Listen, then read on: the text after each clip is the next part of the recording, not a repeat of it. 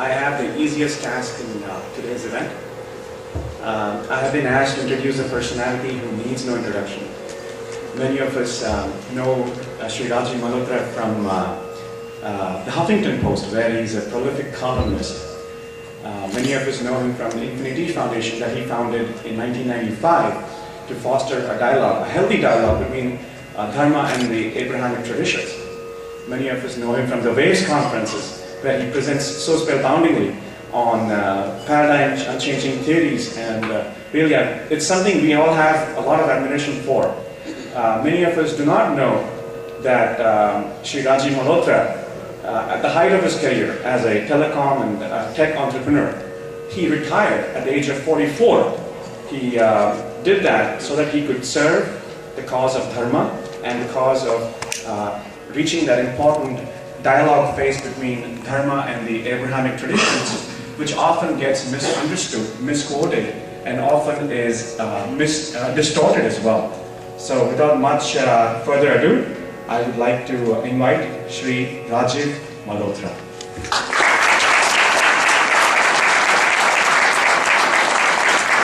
This is a very important occasion, being the 10th anniversary of September 11. I thought I'd start by giving a comment on that occasion and how it relates to my work. 9/11, I think, says something that relates to what my research on this book is also saying, that there can be a potential threat from a foreign nexus, which is what 9/11 was, an attack from a foreign nexus of a kind which even a nation as strong as the US had not anticipated.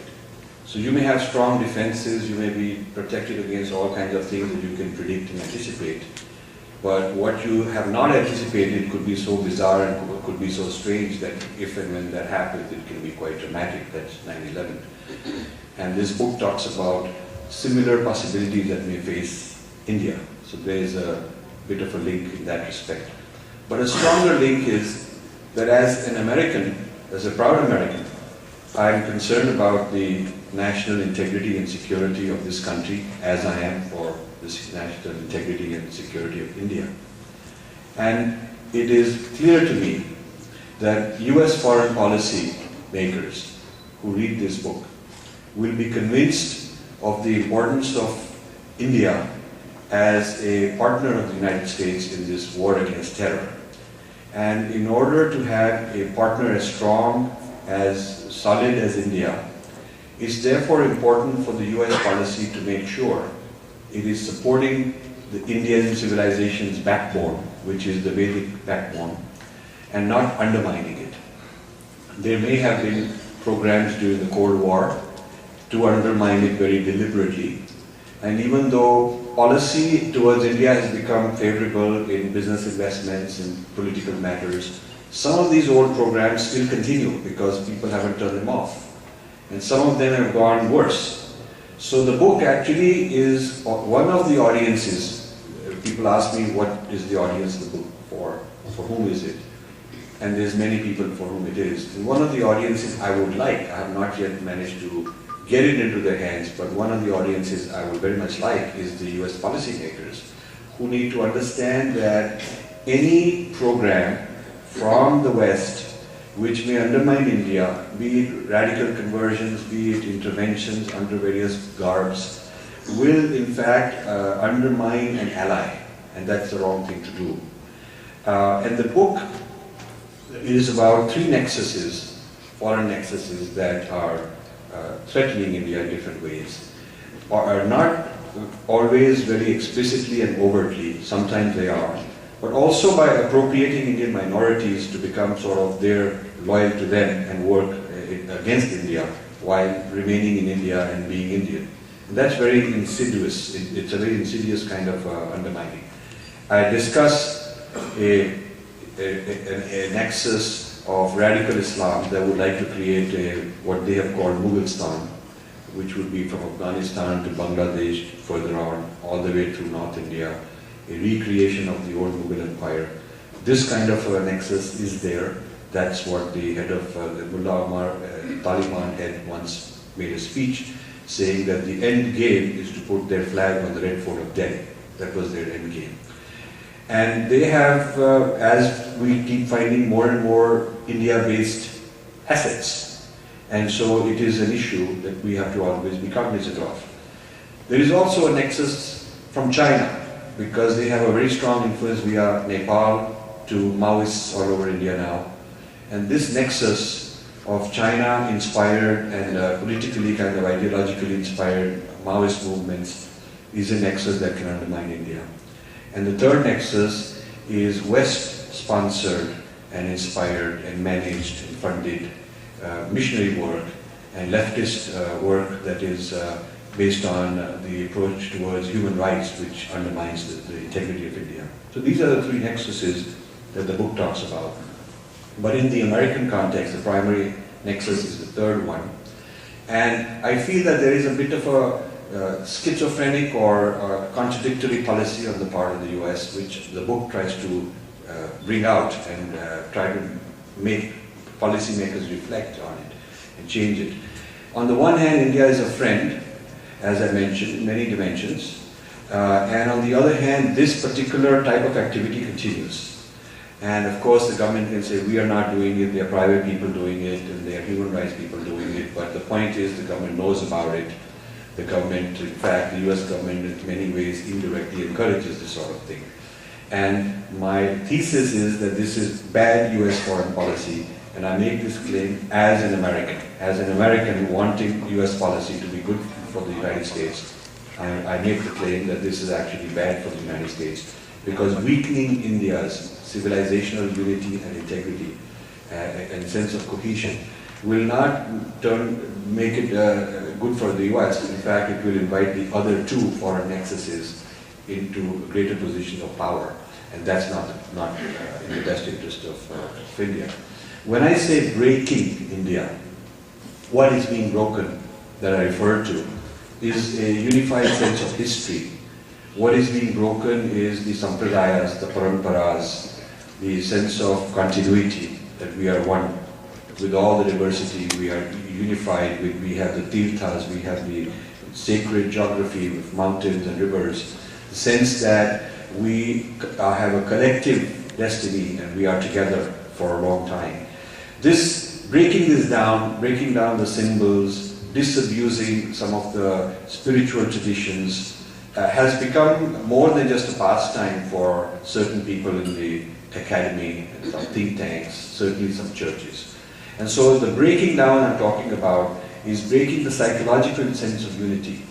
And once people have lost that psychological sense of unity, then they're not as unified in defending it, as strongly committed to fighting for it. The sense of identity can be broken. I'm showing that many strange identities have been created, which are small, tiny, minority identities, and they are made to fight each other and against the nation. So these sub-identities or fragmented identities are also a threat to the nation. And many instances exist where the first breakdown of a nation is psychological, sense of history, sense of unity, and then the physical violence and separatism can be triggered out of that.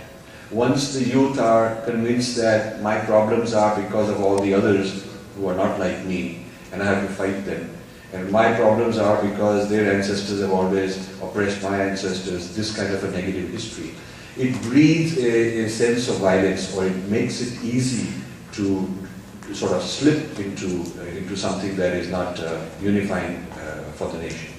So that's the sense of breaking India that I'm talking about. And this can turn into a physical breakdown. It can turn into a geopolitical, physical, military kind of activity if it is not contained.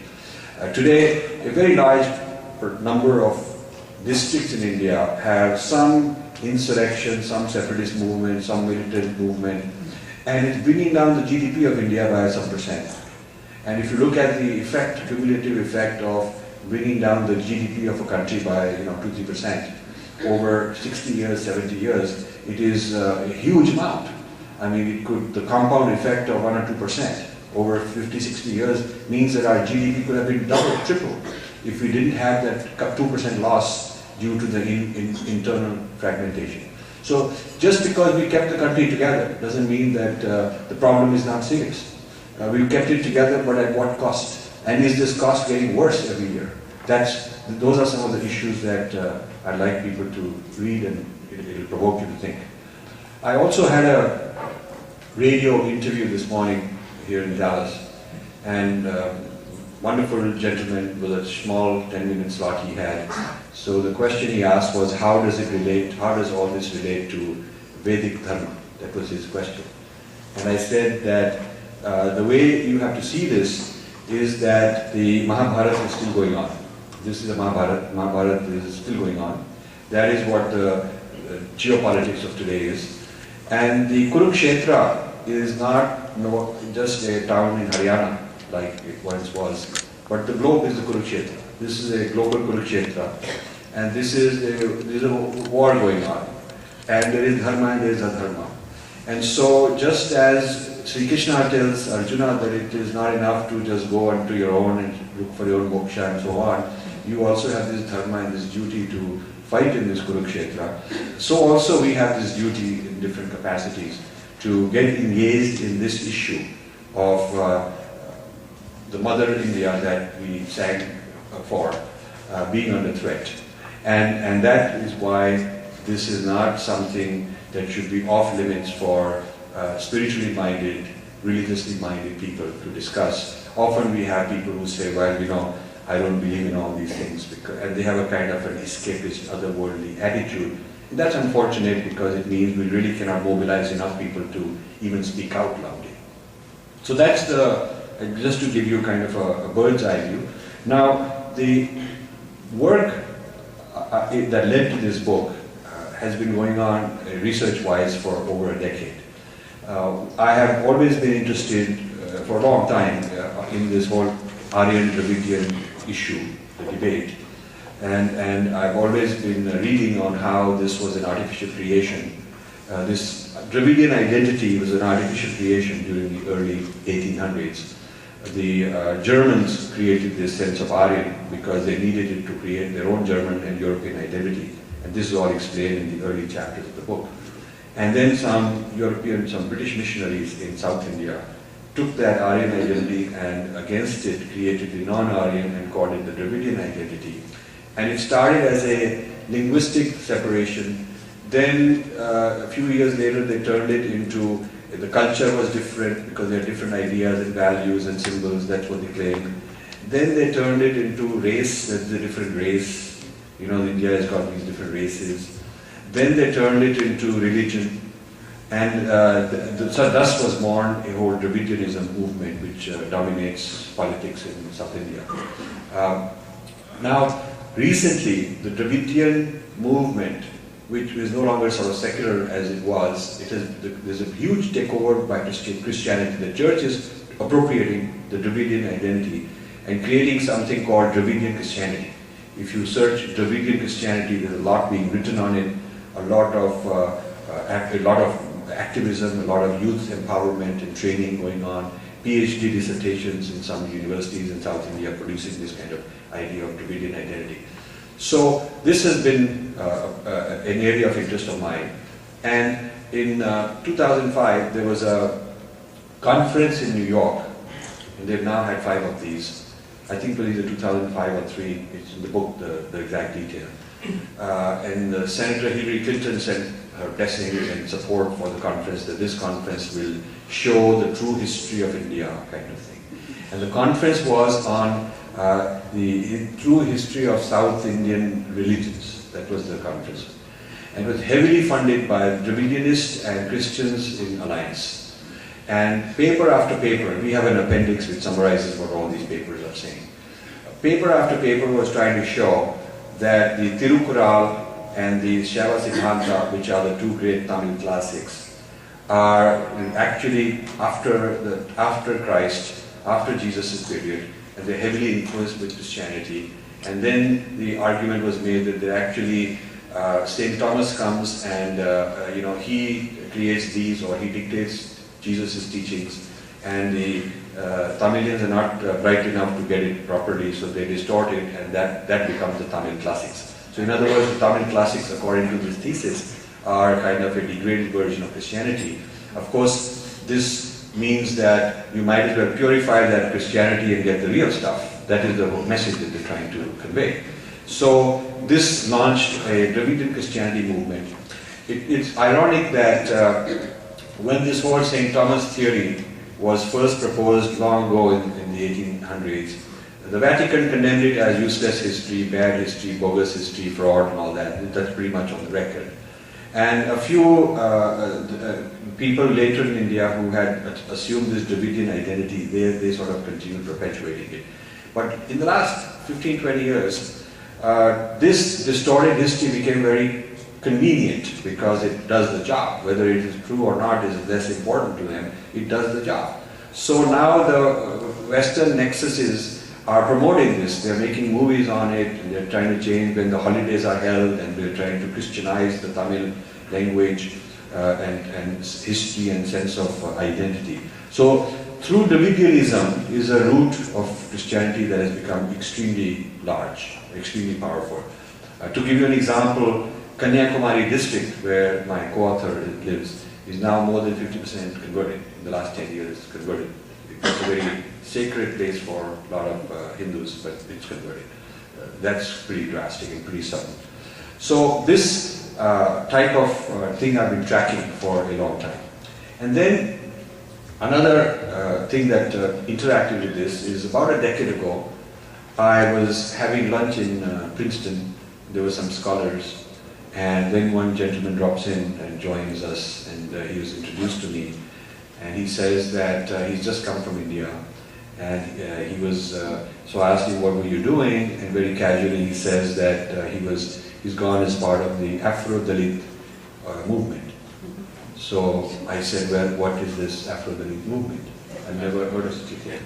So he said, oh, Afro-Dalit movement, you know, we are teaching the history of the Dalits, that they are actually blacks, and the non-Dalits are the whites, and the white-black slavery experience of the United States can be used to interpret their slavery experience in India. So they're trying to teach them that.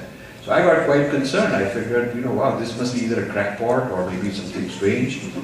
And so I kind of got to know him and went to his office, and on his wall was hanging the map of a balkanized India with the Dravidstan, Dalistan, Mughalistan, all of that, which is on the cover of this book. So this map is not something we made up. It is a real map that exists in the minds of certain people. And if you go to Dalistan.org, Dalistan.org, you will see this map. You can download it. And this guy had it on his wall. So in fact, the map, I wanted this map on the book because that's trying to highlight what this story is about.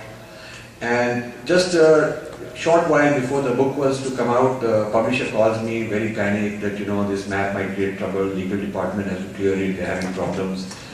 So they first of all made it small, because the previous cover design we had, the map was the whole cover of the book was this map, not a little one. And they also put, I've never seen this done before, they put a little disclaimer at the bottom saying that this map is not a true map, just to sort of cover themselves. So, of course, no problem happened. That we're lucky for that, otherwise it would just be a hassle. But this, they were scared that, you know, we have, so in other words, rather than define, challenging, confronting such an idea of fragmentation, the tendency has been to be in denial mode, to try and look the other side and pretend it's not there, to be afraid to talk about it. It's like, you know, if we are scared so much that we don't even want to face the issue, we don't even want to admit the issue. That's the kind of psychology I found among the publishers in India. So I insisted that, you know, you've got to put the map on the cover. They put a little smaller one, but at least they put it. And when you get the book, you will see this, what this map is saying. And when you go to Dalistan.org, you can download it for yourself. So you can imagine, more than a decade ago, what kind of an impact it must have had on me to discover all this. So I decided I better find out more, you know, who are these people? Why are they, who's sending them to India? What are they doing? Who funds it? What's their game plan? So through this guy, he was very nice. You know, a lot of them are very innocently sucked into this. They're not necessarily vicious people. There's some people who have got a game plan, but a lot of naive people get sucked into these things. So he was telling me that so-and-so organizes it and the names of various institutions here and there. So I would keep following up on who's who, and then I would try to discover various organizations. And then I found who else supports this Afro-Dalit concept. And they tend to be the same people who are also supporting Christian Dravidianism. So this Dravidianism being Christianized and this Dalitism being Christianized, a common kind of an agenda. There is a tendency to try and merge these two into an overall program and to go into different parts of India and do and sell whichever one works. In North India, Dravidianism won't work, but Christian Dalitism will work. In Tamil Nadu, Christian Dravidianism works. So they try to do whatever works, but there's an overarching, cohesive view of all this. Now, in discovering, I wanted to follow the money trail of these organizations, because in the US there is not only a Freedom of Information Act, but if you are a non-profit registered, then there is a requirement that a common citizen can ask for disclosure, and you have to disclose your things. And there is also something called guidestar.com, which you may not know about. Guidestar.com is a site where, if you're a member, you can look up any non-profit organization's filings, IRS filings, that tell you where the money comes from, where the money goes. And so I started doing a lot of investigative work. Following the money trail, you know, I wanted to look for who are the organizations sending large amounts of money to India. And then I wanted to get some help in India. I hired some people there to go around to the village areas and see what do they do with this money. And this way, linking the US as a source of money and source of ideology, training, political campaigning, lobbying, and the places in India which are carrying out the work. And I try to connect the two and make the whole thesis. I went to several international events where these strategies were being discussed. Either myself or someone else would represent me.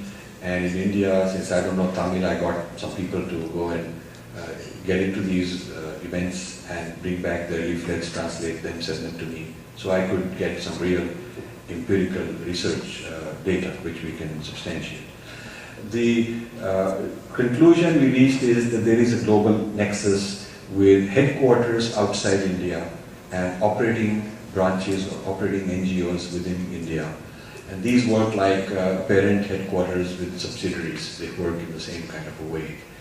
The headquarters they develop the ideology, they send people for training, they with nice names like youth empowerment, women's empowerment, these kind of nice names. But the actual content of the training is what I would consider to be anti-national, because it is certainly a breaking India type of a thesis that they're teaching in terms of history and spiritual or religious identity and things of that sort. The international nexus also plays the role of protecting these activities in international circles, in the United Nations, Washington, London, Brussels. They give funding, they give them a lot of political support so that internationally this thing remains hot. They run media networks to keep circulating these stories about whatever is happening in a certain place that they want to promote and publicize. So the activities of the international nexus and the activities of the local people are, the local groups within India are coordinated. And since I come from a multinational background in my corporate days, I know how corporate headquarters does things to manipulate or manage the subsidiaries in its own, according to its own needs, while making it look like it's hands-off, autonomous, everybody has to be given freedom, but there are subtle ways to do it. So I can figure out when something of this sort is going on. Now, in the process, I started gathering a large amount of literature on such people. Often, I would write to somebody and say, oh, I am interested in your marvelous range of India activities. When you tell me what are you doing in India, they would send me a big box of literature.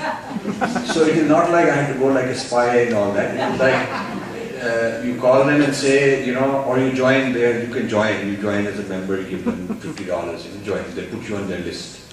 And then they keep sending you that we have this program, this youth training program, that program, and then you say, oh, I have a friend, he will join you. They'll invite him also. So it is a very open, information is very open. And so I have not done anything that anyone else couldn't have done. It's just a lot of hard work to go running around compiling so much data. But the data is available. So that's the good thing about it, because when we make a statement, we can substantiate it. And in most cases, the organization we're talking about will say, yeah, we think this is good stuff. We are doing it. What's wrong with it? We should be doing it. We are liberating those people. We're giving them human rights. We are, you know, so their ideological spin is so convincing to them that they don't think there's any need to do this secretly. They're quite open about it, that this is their game plan. It's just that when you put it so convincingly together in a cohesive work, and then show it to them, then they get kind of rattled that you know, you've exposed them in a sense. But if you were to ask them, are you sending this money, are you doing this program, that program, they'll say, yeah, we're very happy we're doing all this. So I started compiling, and what was started out as a bookshelf filled with binders and material became a whole bookcase with so much volume, and then more than that. So I started hiring student interns to scan this, and we'll go put it online so we can search and look for patterns and whatnot. And then eventually I hired people in South India to track things at that end. So this is the first time ever that a research was done based in the US and in India, coordinating the data to find out this global nexus. It's never been done. I mean, if you look at South Asian studies, in Madison, University of Wisconsin, Madison, they have a conference called South Asian Studies every year. This is the 40th year, this October, I think. You know, they have between 500 and 1,000 papers presented. It's going on for 40 years, so it's a long thing. And there's one in Berkeley. So I wanted to find out, what do these guys do? Who funds them, and what is their view on all these things? And I started buying old proceedings. And then they started wondering, who is this guy that wants to buy all these proceedings from old? Usually people buy 1 year or 2 years, but not so many years.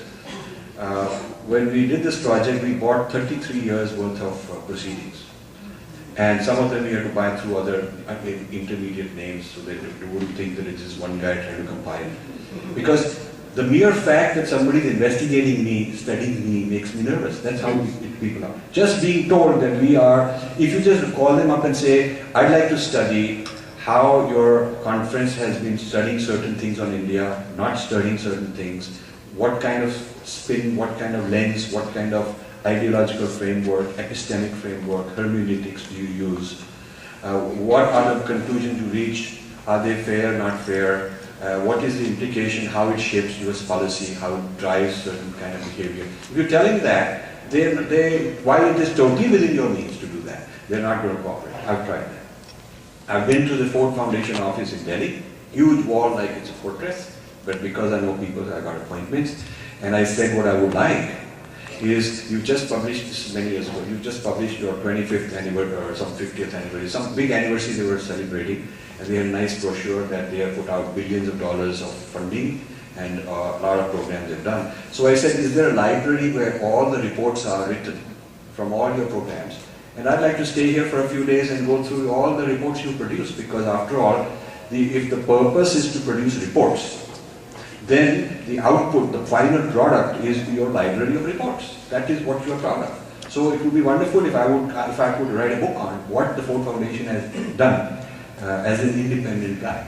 And they were very nervous. They all said, oh, I can't do this, I have to get this guy's permission, that guy's permission. I went round and round Ford Foundation, and the final official policy was, we do not keep a copy of the reports in India. Yeah. So I said, my God. I mean, if I were a government person, I would say, if somebody is operating in my country, bringing all this money, giving here, there, where, I have to have somebody take a look at what are they doing? What is the net result of what they're doing? So, and at least some enterprising scientist or a scholar in social sciences or something like that, or international relations, should make a dissertation out of it. It would be fantastic. But I just couldn't get any people excited. So I started doing this research on various international organizations and think tanks and events and conferences. I found that there is a Joshua project in Denver, which is funded by a whole consortium of churches. And they have, at the district level, for all the 600 or so districts in India, district by district level, they have a more detail about demographics, religion, economy, age, caste, this, that. They have more details than the Indian census. They have more details than the government of India has. And it is all public. I have a whole book, 1,000-page book. I went and bought it from somewhere. And it gives you a kind of a who's who among the various communities, who gets along with whom, who fights with whom, like that. So, and who you can win, who need, where our marketing is being successful, what is the percentage of penetration, and who are the people with the least market penetration from our side. It is so brilliant that as somebody who worked in corporate marketing, I tell you, if Coca-Cola or IBM or anybody had such detailed market knowledge about their market, it would be considered brilliant marketing. And I don't think any multinational knows the whole country so detailed as these guys did. So this is very amazing. And then I came across Dalit Freedom Network, based in Denver also. And Dalit Freedom Network is quoted a lot in the news that they are promoting some Dalit stuff and like that. And I wanted to find out who they are. So I did some detailed work. Most of the guys behind it, who created it, who are trustees, who give the money, one of them is an Indian or a Dalit. They are all white Christians. So it amazed me that basically a group of white Christians want to champion Dalits far away in India. Wow, this is very exciting. And then some of them are linked with various senators and congressmen. They're linked with church groups. There's one, I forgot his name, he's one of the Republican guys. Rick Santori? Yes, Rick Santori. He's on this book, in this book. He's part of something like that, issuing statements, resolutions, supporting such activities. So our book is very open. I mean, we have no problem saying, okay, this is what we found out about you, and we put it there. So we found a large number of strange and people that you don't think are great lovers of India. I mean, they're not doing it because of great lovers of India, but there's some kind of an ideological reason for doing it. So Dalit Freedom Network has a few poster boys like Kanchan Ilaya and people like that who they bring in. So they have a brown skin face and they go around giving talks. They give them awards. Kanchan Ilaya, for those you don't know, is a very radical anti-Hindu. He wrote a book called Why I'm Not a Hindu.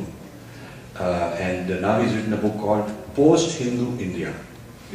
Yeah. So he's predicting post-Hindu India. So what I'm telling you, some people say, Arey Nene, you are blaming people. I'm saying, listen, the guys I'm talking about are writing books on it. You don't have to believe me.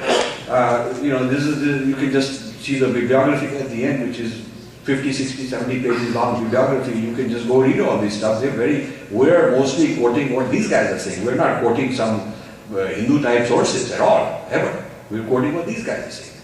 So, and in fact, it's very ironic. Kanchan Ilaya gets funded to fly around all these fancy places, give talks, gets awards. Conferences like, I remember, Asian Studies, Association of Asian Studies, very difficult for a guy like me to get in and present a paper, but Kanchan Ilaya, big shot there, being honored all the time. And many courses in the US, Introduction to Hinduism 101, reading list is Why I'm Not a Hindu by Kanchan Ilaya. The introduction.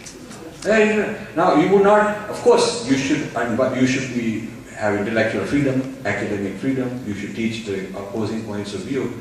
But when you're introducing a religion, you should introduce it based on what the people who believe in it claim. You should at least introduce it based on its own understanding, self-understanding, and then you can criticize it and all you want. I also found that the National Endowment of Humanities If you go to my website and you, there's in infinityfoundation.com, there's one button called Mandala. If you click, you go to another website which we created many years ago called Mandala, which has inner gate, outer gate, these kind of things. And in one of those 4 gates, I've forgotten which one, there's a whole critique we've done of this Ramayana, course on Ramayana, funded by National Endowment of Humanities when Lynn Cheney, whose wife of Dick Cheney, was the head of National Endowment of Humanities. Either it was Reagan's time or the first Bush presidency, I've forgotten which one. But under Lynn Cheney, they gave a grant called multiculturalism. You know, all this sounds very nice. Yeah, very nice, multiculturalism. So all the Indian parents are very happy now they're going to teach Ramayana. Obviously, when you read the Ramayana lessons, and we've quoted from that, the whole Ramayana lesson is what we call an anti-Ram song, by Dalits, by Muslims, by women, by all the people that you are this, you're that, you're a bad guy, you're, you know, whatever, everything blamed on Ram for this. So, and this is for middle school, high school type students in this country, you know. So this kind of material exists, and if you look at the funding mechanisms, there was one guy in the National Endowment of Humanities who was in charge of their South Asia program. I reached him, he got very angry with me, so we had this exchange. And then I put it out in some discussion list that this is what this guy is saying. So he then got more angry with me. And then later I found out that he'd become a big shot scholar in Johns Hopkins. In fact, at one point, one of the leaders in South Asian studies in Johns Hopkins. So our people don't even know who's who that we're dealing with. Recently, an Indian group from California organized some event in Washington to talk about international politics and Hinduism and India and all that. And they thought that they're inviting this guy because he's very well spoken and he speaks good Indian language and he's very polite and all that. So they invited this same guy. They had no background about his work. So the book is also trying to give you an introduction to who's who among such people, so that you are careful. You can refer to, you look at the index and you'll see names of people. You'll see more than 100 names of individuals and organizations that we have tracked that are part of these kind of activities. So Dalit Freedom Network then, starting in the US, they created an Indian affiliate, then they created a British affiliate, Belgian affiliate, they have affiliates in Europe and India. And they have many events going on. So we've attended some of their events, let's just leave it at that. We've attended some of their events, we have their resolutions, their proceedings. And they are very, very clearly on a radicalization of Dalits agenda. There's no doubt about it. Radicalization of Dalits as sort of an angry community within India who are angry at the nation, who can be sparked and energized and turned on into some direction. I found that recently they've been successful in getting some legislation through in Europe, and their next goal, within the next few months, they will start lobbying in Washington to put some bills to, and also UN. So they're trying to put India on the, as a kind of a list of countries that have this problem that can cause sanctions. And then what they really would like is that India has to get a good certificate health clearance from a certain organization, which will be run by people they have planted. So the government, the way we'll be sold out, is that we'll always be at the mercy of these people, and they will in exchange want some extract something out of us. And if we don't please them and satisfy them and comply, then we could have sanctions. So this is kind of an insidious situation. Then there is a Gospel for Asia, which is a Dallas-based organization that is run by an Indian, and he's very anti-Hindu. I have a lot of his videos and all the talks he's given here and in India, and he's raised something like $35 million a year sometimes. He's raising a good deal of money, most of it going to South India. So we found that among the churches, they're not all like that. Different churches have different plans and different levels of activism in this regard. The worst that we found, the most, for the problem of embarrassing India internationally and taking legal action against India, we found that the Lutheran Church based, not US one, but the one in Northern Europe, Germany, and Scandinavian countries, has been the most active, the most radical.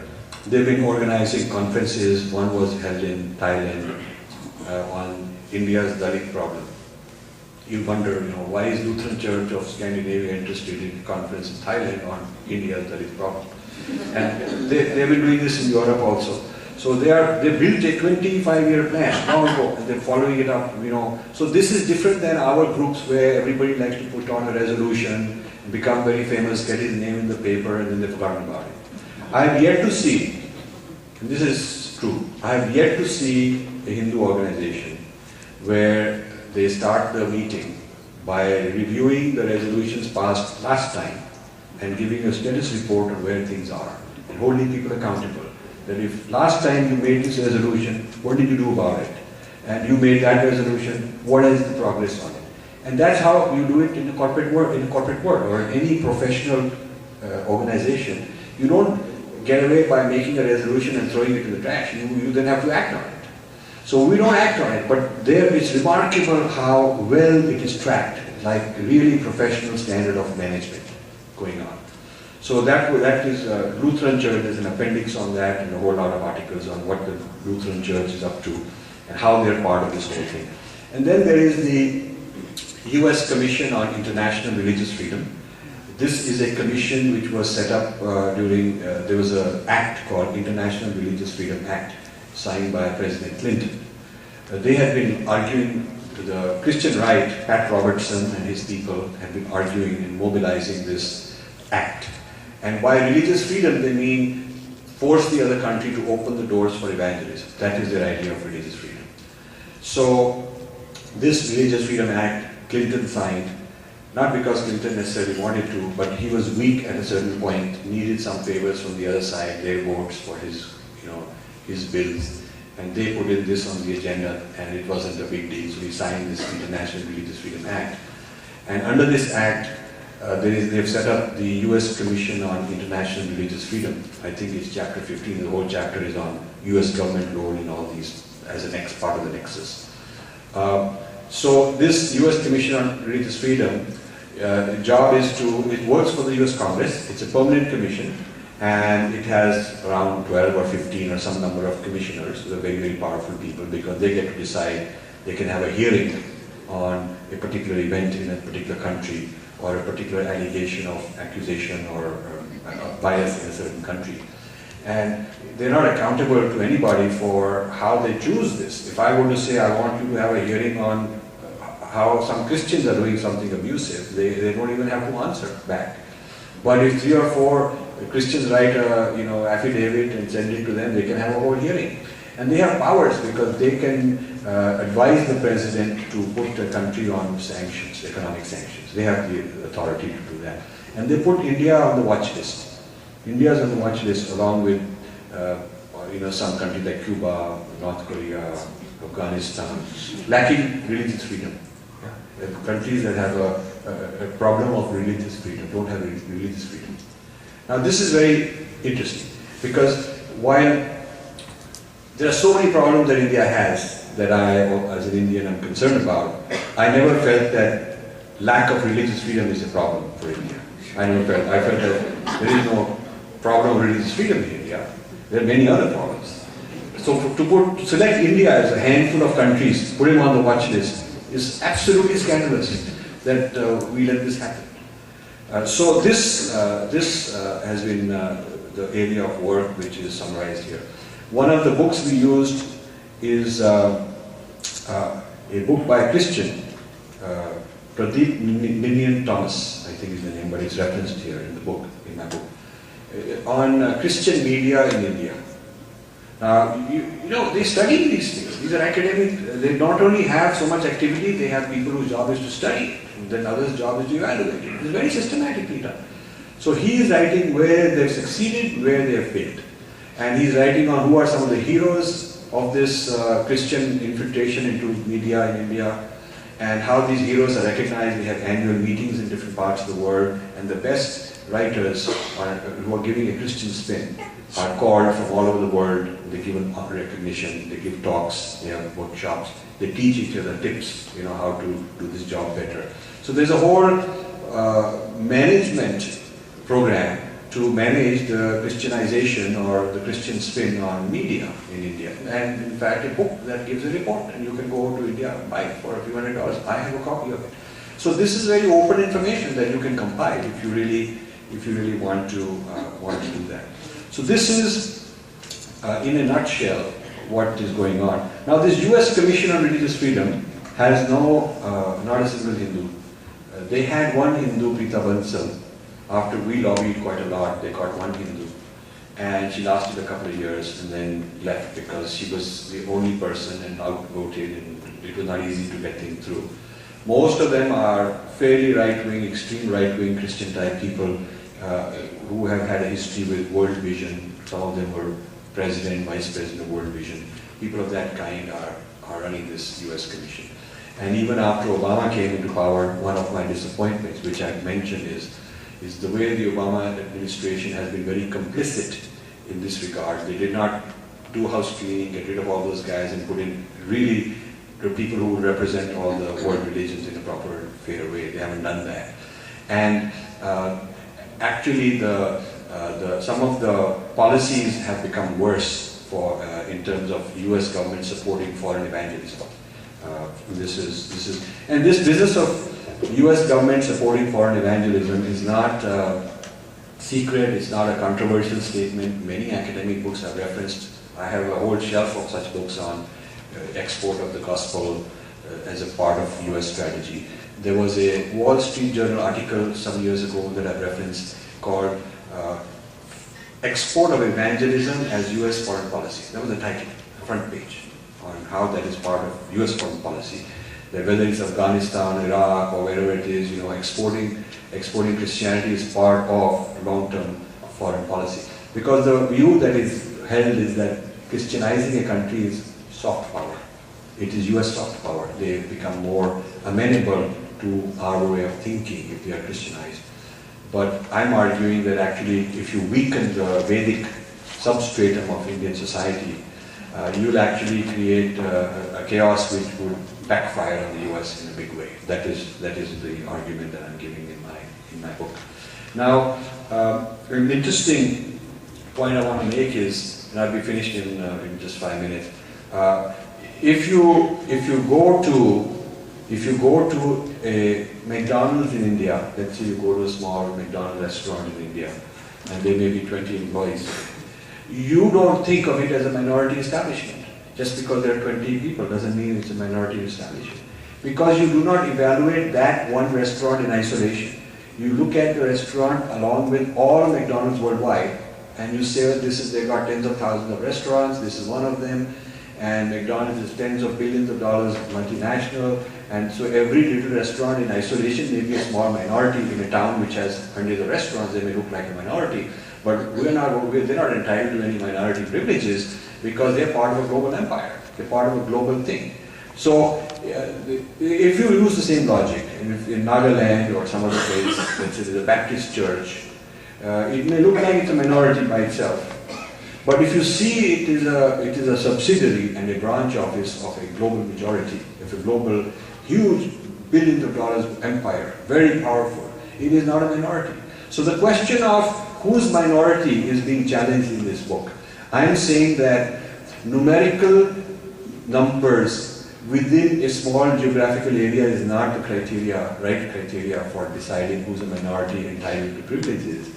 If it may be a minority locally, but it is run and operated and governed by a global nexus somewhere else that gives them the money, that appoints their leaders, that gives them the ideology, that monitors them, tracks them, gives them political, legal support, all the things that corporate headquarters does for a multinational.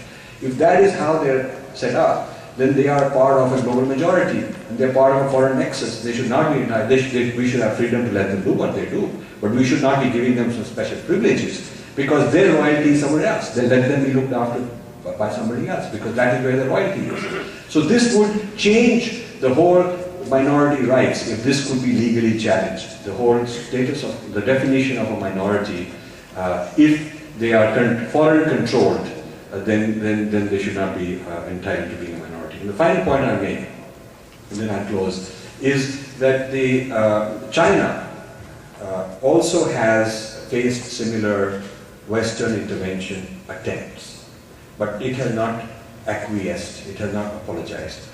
Just like every year there is a human rights report on India that says that this is the problem of human rights going on in India, and while in the case of India there's an apology and they are embarrassed, there's also a similar report about China, but within 2 weeks after such a report comes out about China, China publishes its own report on US human rights violations. So that is the way to do it. And for 10 years, you can go back. You can go back for 10 years and find that every time there's a US condemnation of Chinese human rights, they have a report which US media won't cover, but you can get these reports. China has a report on world human rights problems and blaming US on it. And India, so it means that they have an ongoing operation watching, because they're saying, who the heck are you to blame us? We also have things we're blaming you for. So this is something where a certain audacity and a certain spine and a certain kshatriyata would be required on the part of our leaders, and unfortunately that is not the case. You cannot convince an ambassador or a consul general even to attend a talk like this, even to receive a copy of a book like this, because he's very embarrassed. And these are the people who are supposed to protect us. So when naive people come to me and say, well, why aren't you getting help from the government? I'm saying, well, maybe the government is the problem. So that is really... So thank you very much. I will stop and then we will have more questions. Thank you.